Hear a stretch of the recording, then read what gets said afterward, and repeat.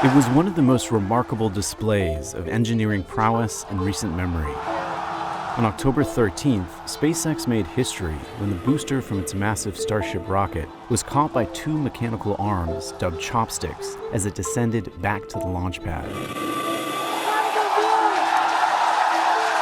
My first impression of Flight Test 5 was holy, and maybe I'll end it there. Plaudits soon rolled in. Wow. They did it. I mean, it's science fiction. China hasn't done it. Russia hasn't done it. Even President-elect Donald Trump weighed in. And it wrapped those arms around it, and it held it, and just like you hold your baby at night.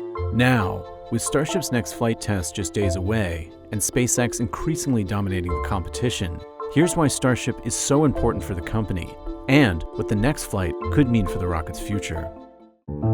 Starship is a mammoth two-stage vehicle that stands at a height of almost 400 feet, making it the tallest rocket ever made. The Starship spacecraft is the uppermost part that's designed to carry a crew of astronauts or satellites. It sits atop a booster rocket called Super Heavy that is responsible for Starship's launch and initial ascent. You know, SpaceX wants to use Starship for a lot of different types of missions, for Starlink satellite launches, but also for moon missions, for sending people to Mars. The latter, of course, being Musk's longtime dream. CEO Elon Musk wants Starship to revolutionize spaceflight. Core to that vision is the idea of reusability. Reusability is the key to a great future in space. It's essential. We need reusability for rockets, just like we have reusability for cars, for airplanes, for bicycles, for horses. Reusability has been baked in to Starship from the very beginning because you need reusability to both quickly and effectively launch a ton of stuff, of mass, of cargo, future humans, into space for all kinds of different missions. To accomplish this, SpaceX plans to eventually capture the Starship spacecraft, the top part of the vehicle, and reuse it as well. The idea is to make rocket transportation, rocket launching, more like that and less this super unique event that requires hardware that you use once and don't use again. Catching the booster was the primary goal of October's flight test, and SpaceX succeeded on its first attempt. Propelled by 33 massive Raptor engines, Starship took off from its launch pad in South Texas. After ascending to an altitude of about 43 miles above Earth, Starship's Super Heavy booster separated from the Starship rocket. Stage separation confirmed. The booster then flipped around and fired its Raptor engines to return to the launch site. Booster coming in hot for booster touch. As the booster approached the launch pad, it slowed to a near hover and did a horizontal slide maneuver before being caught by two massive chopstick arms on the launch tower, dubbed Mechazilla. Meanwhile, the Starship spacecraft continued flying on its own, using its 6 onboard engines to travel 132 miles above Earth before descending back down through the atmosphere and splashing down in the Indian Ocean. SpaceX's successful catch of its Starship booster was a major achievement for the company and an engineering feat that showed how SpaceX is pushing the envelope on rocket technology. When you think of a rocket, most of the rocket is the booster. You need a lot of power to defeat gravity and get off of Earth and send something into space. For decades, the most efficient way and safest way to do that, companies, governments found, was to build boosters that were used a single time. Boosters would fly back in and into Earth and crash down in the ocean, and that would be the end of them. SpaceX has already demonstrated the power of reusable boosters with its Falcon vehicles. Rivals are pushing to add reusable systems to their rockets too, and closely watching the company's work on Starship.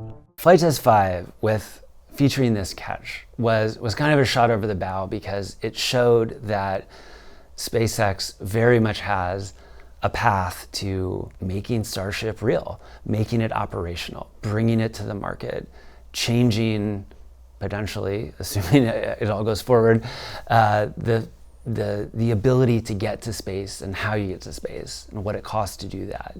Jeff Bezos' Blue Origin is developing a reusable booster for its New Glenn rocket that is slated to launch for the first time this month.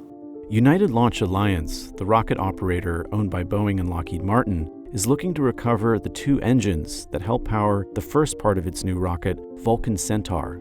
Last year, Rocket Lab USA used an engine that had flown before on a flight of its Electron rocket and is working on a new vehicle called Neutron with a booster that it could use again. SpaceX's progress has prompted interest in reusable boosters overseas as well. A Chinese company said it is planning test flights for new reusable rockets in the next couple of years. And Russia recently said that it was beginning to develop its own reusable rocket. But when it comes to reusability, SpaceX remains far ahead of the competition. It's not that it's like free to sort of like reuse a booster. It comes back, you have to refurbish it, you have to do checks, you have to make sure it's like safe to like fly again. But they've demonstrated that these boosters can be used time and time again. And that really helps SpaceX like keep costs low.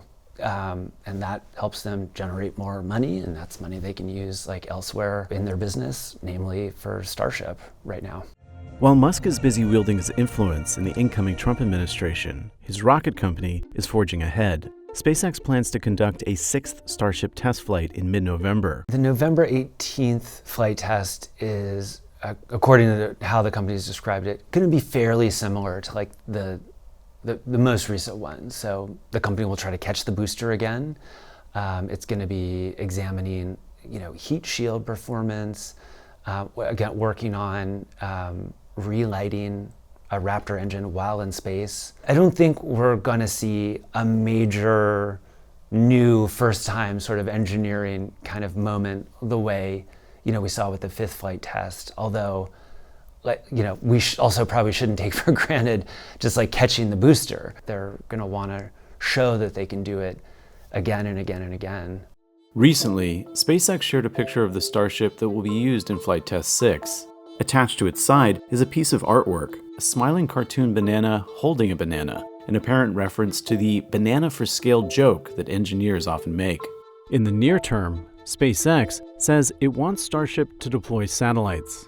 NASA also wants to use a Starship variant as part of its Artemis program, which aims to return humans to the moon in 2026.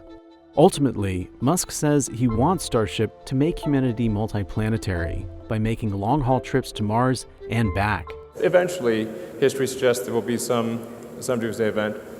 The alternative is to become a spacefaring civilization and a multi-planet species, which I hope you would agree that is the right way to go.